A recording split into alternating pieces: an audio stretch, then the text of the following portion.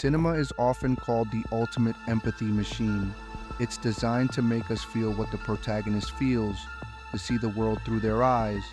But what happens when the person behind the camera is a psychopath who can no longer tell the difference between a movie set and a crime scene? Imagine a quiet suburban street in Edmonton, Alberta. It's October 2008. Inside a rented, nondescript garage, Unit 57, the air is thick with the smell of cleaning chemicals and the hum of high-end film equipment. There are lights, cameras, and a sophisticated kill room lined with plastic sheeting. To any passerby, it looks like an ambitious indie film production. But tucked away on a laptop inside that garage is a 40-page document that would eventually turn the stomachs of the most seasoned homicide detectives in Canada. It wasn't a screenplay. It was titled SK Confessions, and it opened with a line that still chills the core of the investigators who found it. This is the story of my progression into becoming a serial killer. At first, 29-year-old Mark Twitchell claimed it was all a work of fiction, a method writing exercise to prepare for his next horror blockbuster. He was an aspiring filmmaker, a husband, and a father. He was a guy who loved Star Wars and lived for the show Dexter. But as the police began to peel back the layers of his digital life, they realized the scripts he was writing weren't ideas for a movie. They were blueprints for a murder. And the actors he was luring to his garage through dating sites, they weren't looking for fame. They were looking for a date with a woman who didn't exist. This is the story of the Dexter Killer, a man who believed he was the director of a masterpiece, where the only thing more real than the blood was the terrifying fact that one man had already escaped his kill room, and no one believed him. To the neighbors in his quiet Edmonton community, Mark Twitchell was exactly what he appeared to be: a 29-year-old husband, a father to a young daughter, and an aspiring filmmaker with a dream of making it to Hollywood. He had a degree in radio and television arts and a production company called Express Entertainment. He had even gained a bit of internet fame for directing a Star Wars fan film called Secrets of the Rebellion, which featured actual cast members from the franchise. But Mark Twitchell didn't just want to tell stories, he wanted to be the story. He was a man obsessed with the spotlight, a classic narcissist who viewed everyone around him as supporting characters in the movie of his life.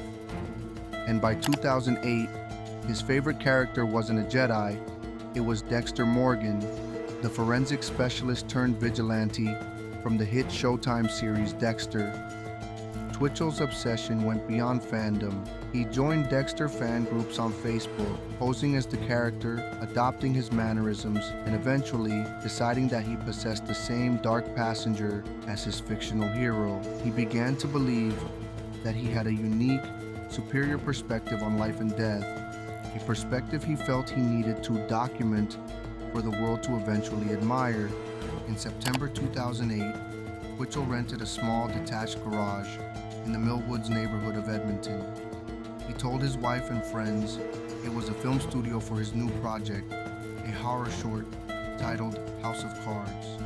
He even hired a small crew and filmed a few scenes there to maintain the illusion, but the set was actually a prototype.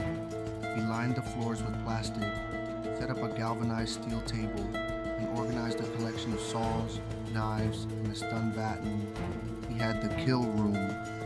Now, he just needed an actor who didn't know he was being cast as the victim. To find his targets, Twitchell turned to the internet. He created a profile on the dating site Plenty of Fish under the name Sheena, a beautiful, mysterious woman looking for a quick no-strings-attached hookup. He wasn't looking for just anyone. He was looking for men who were vulnerable, men who would be so distracted by the promise of a date that they wouldn't question why they were being asked to meet in a back alley garage. This brings us to the quick win of the investigation, the story of Gilles Tetreault. On October 3rd, 1 week before the main tragedy, Gilles followed Sheena's directions to that same garage. When he walked in, he wasn't met by a woman. He was met by a man in a hockey mask who pressed a buzzing stun baton into his side. Gilles fought back. He grabbed the attacker's weapon, struggled through the plastic sheeting, and managed to slide under the garage door into the light of day. When he reported the attack to the police, he described a movie-like ambush, but because Twitchell had set up the garage to look like a legitimate film set, and because Gilles didn't have a scratch on him, the report was buried. The Dexter Killer had just completed a dress rehearsal, and the authorities had unknowingly given him the green light to move on to his final production. October 10th, 2008 started like any other Friday for 38-year-old Brian Altinger. Johnny, as his friends called him, was a well-liked oilfield equipment technician with a passion for motorcycles and a hope that he had finally found a connection on the dating site Plenty of Fish. He had been messaging a woman named Sheena, and the chemistry seemed real. She was beautiful, she was forward, and she had invited him over for a dinner and a movie date at a garage in the Millwoods area of Edmonton. Now, on paper, that sounds like a massive red flag. A garage? In a back alley? But Johnny wasn't suspicious. Sheena had told him a story that made perfect sense to a romantic. She was helping a friend with a film project, and they were using the garage as a temporary studio. Johnny even joked with his friends about it, sending them the directions just in case. It was a scam. He thought he was being cautious. He had no idea he was sending them the coordinates to his own execution. As Johnny pulled his red Mazda into the alleyway behind 57th Avenue, he saw the garage, Unit 57. It looked exactly like a film set. There were professional lights inside, a heavy camera tripod, and rolls of plastic sheeting. Mark Twitchell was there, but he wasn't Mark yet. He was wearing a dark hockey mask, standing in the shadows of the flickering fluorescent lights. Imagine the confusion Johnny must have felt in that split second. He walks in expecting a woman and a home-cooked meal, and instead, he's standing in a cold concrete room with a masked man. Before he can even ask what's going on, the director begins his scene.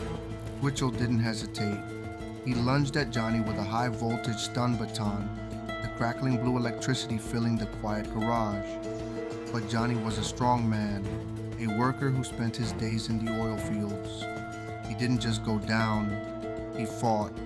He struggled against the masked attacker, knocking over film equipment and tearing at the plastic sheeting that Twitchell had so meticulously taped to the walls to keep the set clean. But Twitchell had a backup plan. In the world of Dexter, the protagonist always has a secondary weapon. Twitchell pulled out a heavy lead pipe and began to strike Johnny over and over. It was a brutal, unscripted reality that Johnny never saw coming. As Johnny lay on the floor, bleeding onto the plastic that was meant to catch his life's blood, Twitchell realized that his movie had finally become real. The most disturbing part of this buildup isn't just the violence, it's the lack of empathy. In the 40-page diary, police would later find Twitchell didn't describe Johnny as a human being. He described him as the victim. He complained about how much work it was to process the body and how Johnny's struggle had messed up his clean film set. This was the moment Mark Twitchell stopped being a dreamer and started being the monster he had always admired on the screen. The scene was shot. The actor was dead. Now, the director had to start the most complex post-production cover-up in Canadian history. In the world of cinema, post-production is where the story is actually made. You cut out the mistakes, you fix the lighting, and you create a narrative that the audience will believe. For Mark Twitchell, the hours following Johnny Altinger's death were his version of the edit suite. He didn't just want to kill Johnny, he wanted to erase him and replace him with a fictional story. The day after the murder, Johnny's friends and family began to receive strange, unsettling emails from his account.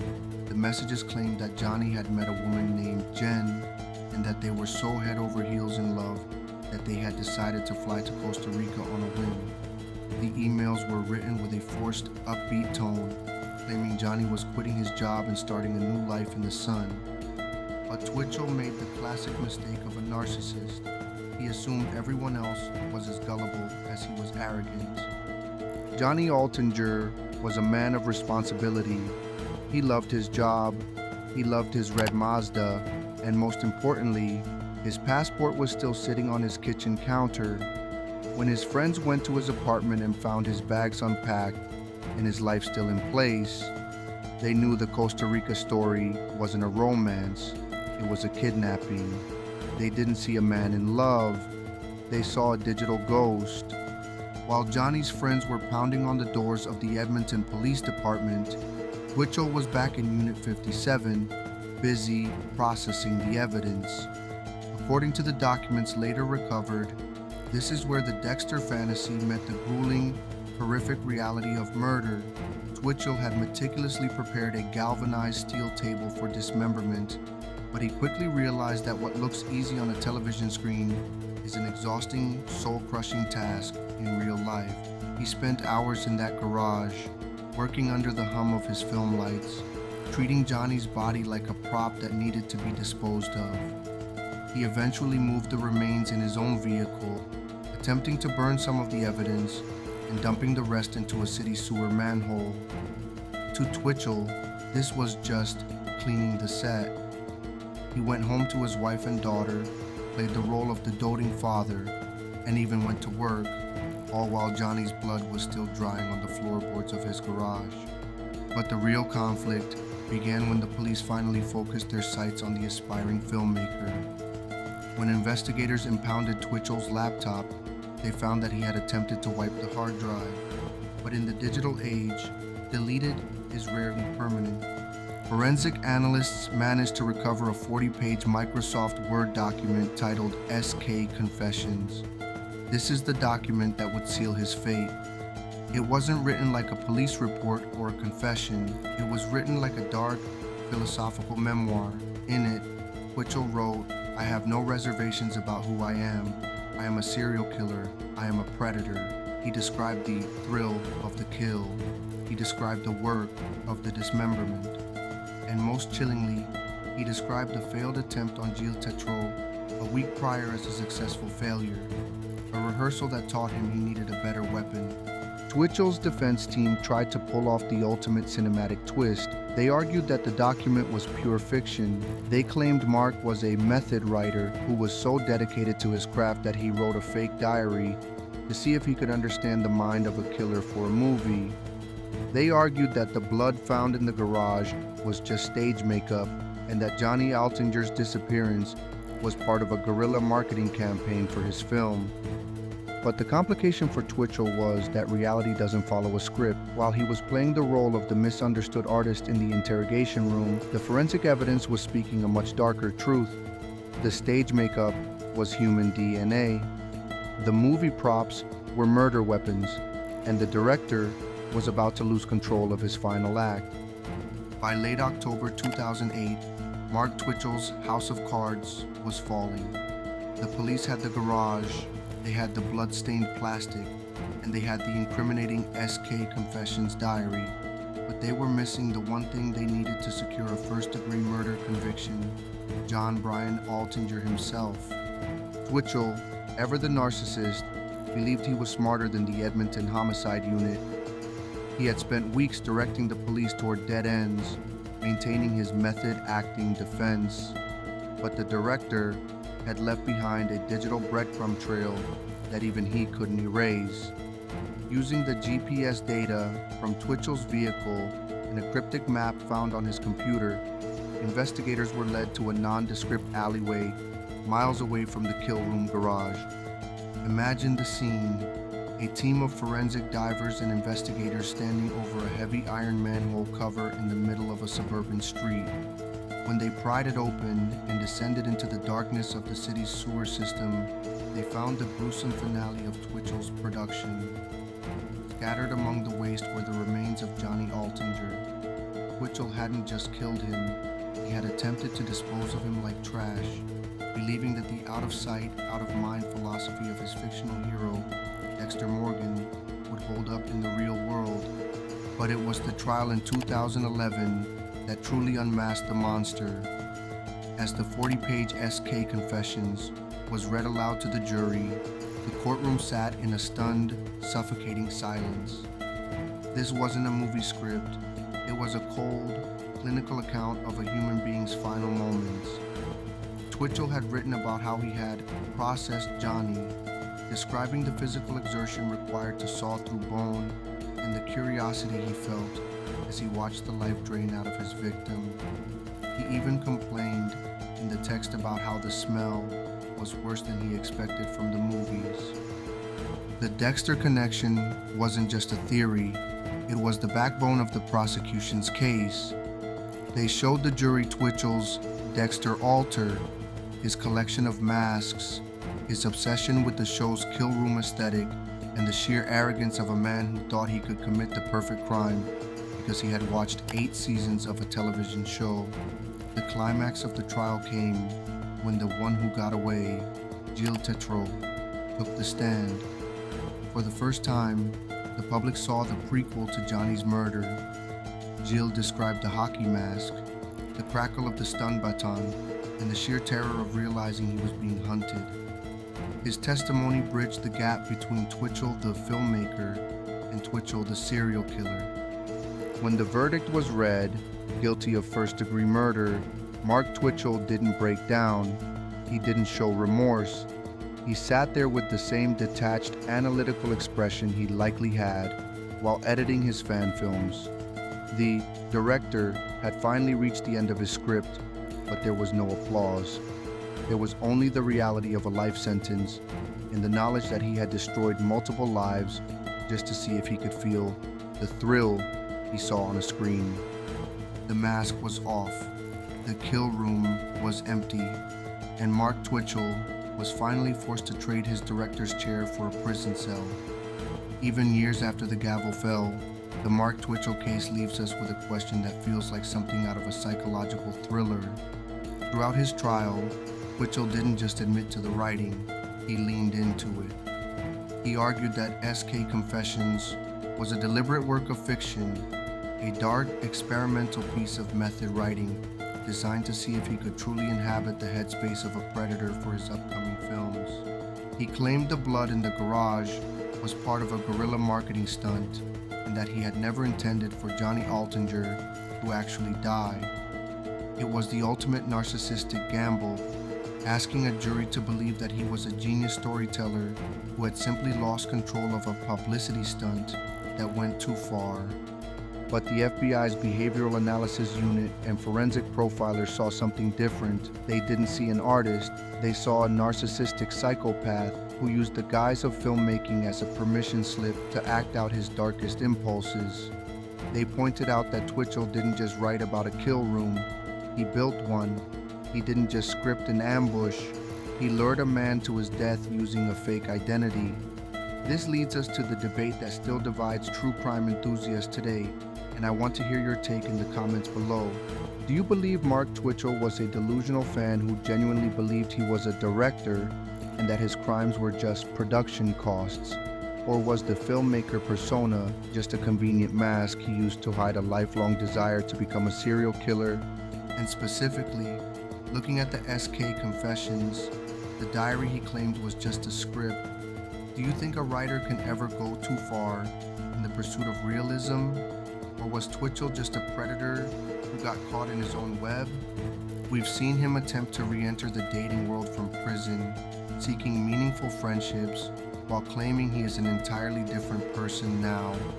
Does a man like this deserve a second chance at a narrative, or is his director's cut permanently finished? Drop your thoughts below. I read every comment, and I want to know if you think the Dexter influence was a blueprint or just a convenient excuse. Mark Twitchell's life didn't follow the cinematic arc he had envisioned. There was no grand finale where he outsmarted the authorities or ascended to the status of a legendary anti-hero like Dexter Morgan. Instead, the Dexter Killer found himself in the most mundane of settings, a maximum security prison cell, stripped of his cameras, his scripts, and his audience. But the narcissism didn't fade with the prison bars. In recent years, Twitchell has surfaced again in the public eye, not through a film festival, but through the parole board and inmate dating sites. In his hearings, he has attempted to pivot his character once more, claiming he has made great strides and is now an entirely different person. He even told the parole board he only killed for the thrill of it, a chilling admission that finally stripped away the method writing mask he wore for years. Despite his claims of transformation, the Canadian legal system hasn't been swayed by his latest performance. His requests for temporary escorted leaves to visit his parents have been repeatedly denied. The board's reasoning is a stark reminder of the reality Twitchell tried to ignore. The psychological trauma he inflicted on Johnny Altinger's family and the survivor, Gilles Tetreault, is a permanent open loop that can never be closed. Today, Twitchell remains a cautionary tale about the dangers of a mind that treats reality as a rehearsal. He is a man who wanted to be a creator, but will only ever be remembered as a destroyer. He traded the possibility of a legitimate legacy for 40 pages of a deleted diary and a lifetime of regret in the Saskatchewan Penitentiary. The kill room in Unit 57 is long gone, but the lesson remains.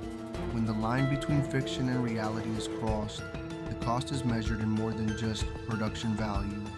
It's measured in lives. If you found this deep dive into the mind of the Dexter Killer as disturbing as I did, and you want to see more content where we dissect the psychology of those who live in the shadows, make sure to hit that like button and subscribe to the channel. Your support allows us to keep digging into the cases the world almost forgot.